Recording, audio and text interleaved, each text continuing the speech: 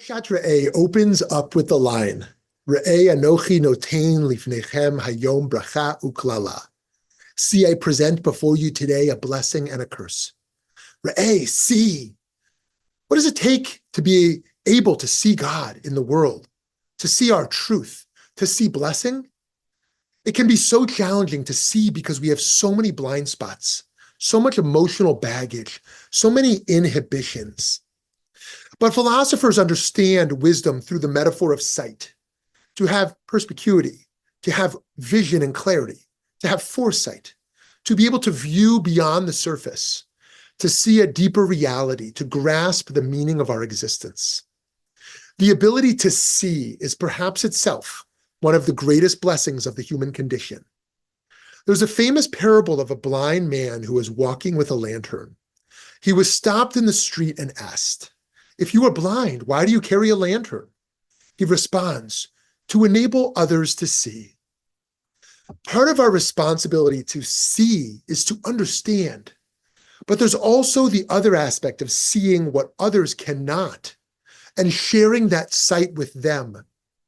To articulate our formative experiences and subjective states in a transcendental transference of consciousness that help us and others to fulfill the command of Re'eh. This Torah portion again wrestles with issues of addressing poverty in the world. Regarding the remission of debts during the Shemitah year, the Torah promises, "Efes ki lo yihyeh b'cha evyon." There shall be no needy among you. If only you heed the Lord your God and take care to keep all this instruction that I enjoin upon you this day. There will be no Efes. There will be no needy among you. What a utopia! Could you imagine a world where there are no poor? Are we living our lives in order to bring this dream about? The Torah suggests that we should not only imagine this possibility, but also strive to bring about its fruition. But then, right after the Torah taught us that there shall be no needy among you, if we follow the laws, the Torah teaches, if, however, there is a needy person among you, do not harden your heart and shut your hand against your needy brother. Give to him readily and have no regrets when you give. The Torah continues, Ki lo yechdal evyon mikerev haaretz, for there will never cease to be needy ones in your land. There will never cease to be needy ones in your land. What just happened? First, the Torah promises there will be no poverty if we keep the mitzvah of tzedakah. Then immediately prescribes directions for what we must do if there is a needy person among us, and state that there will always be needy people. How can that be reconciled? In Masechet Ta'anit, this contradiction plays out in the life of Rabbi Yochanan.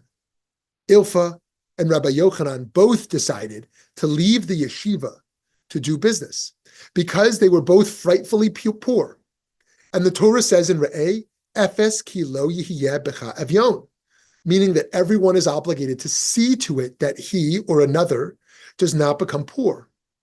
When Rabbi Yochanan overheard one angel tell another that they could not push the rickety wall next to where Rabbi Yochanan and Ilfa were eating on them to kill them because one of them was destined for greatness, he decided to go back to the yeshiva and fulfill the other verse in Re'eh, Ki lo yechdal evyon mikerev haaretz. Rabbi Yochanan is a halachic existentialist. It's apparent that he acknowledges his seemingly contradictory existence by living as a hungry beggar for wisdom while also transcending his own needs to meet the practical demands of the human condition.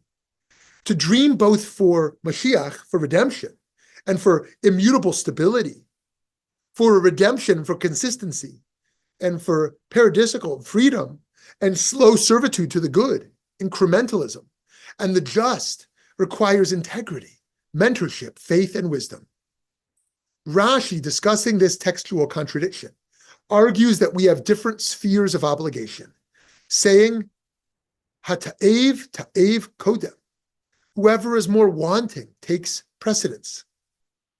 In the world, we are to look around and find those who most need our time and resources.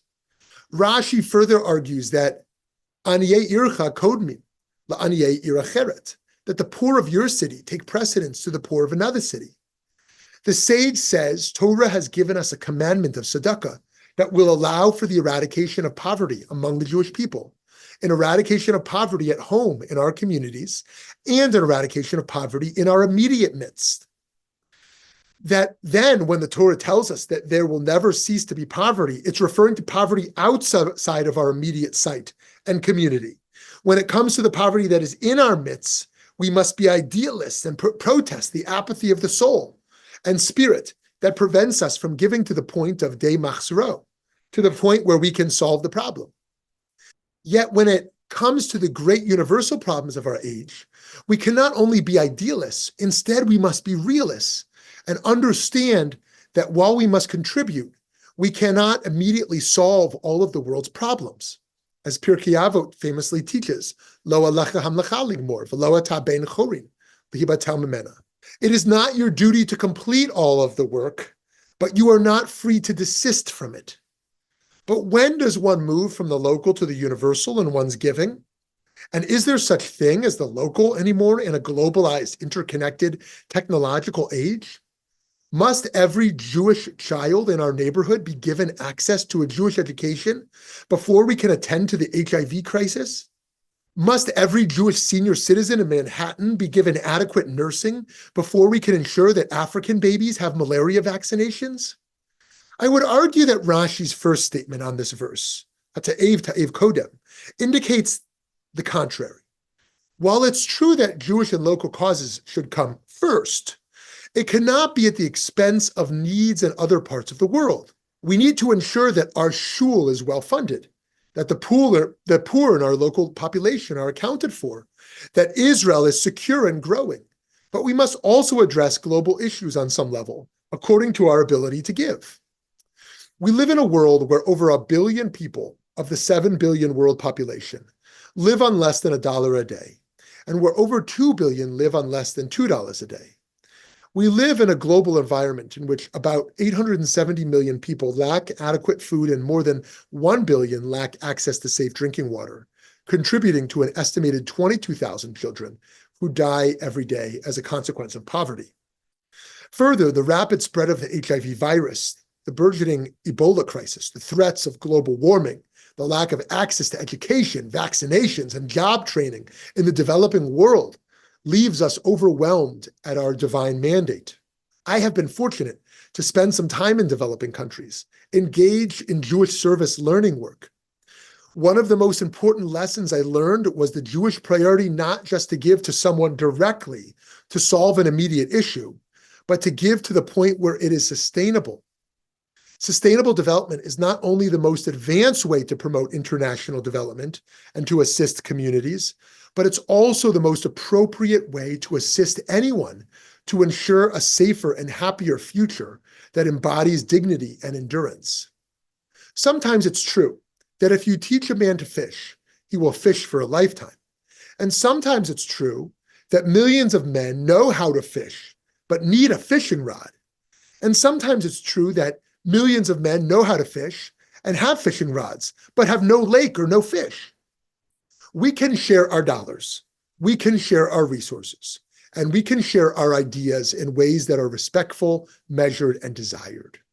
We as Jewish volunteers in developing countries have come to learn time and time again that we were not there to solve a village's problems, but rather that in our sharing of toil and conversation with our global sisters and brothers, we could work towards joint liberation. The Jews have been given by God a very unique task in our charitable giving. On the one hand, we are to live as idealists who attempt to wipe out all despair from our midst. On the other hand, we are asked to become realists who see the enormity and complexity of the world hunger and poverty and do our part to address that as well. This Parsha taught us, Efes ki lo yihyeh becha evyon, that there will be no poor in our midst, and yet also ki lo yachdal evyon mikerev haaretz, that there will never cease to be poverty from the land. In these verses, we learn of the complex need for a balance between idealism, optimism, partnership, and toil to make us godly, interlaced with our own combination of realism, skepticism, personal restraints, and needs that make us human.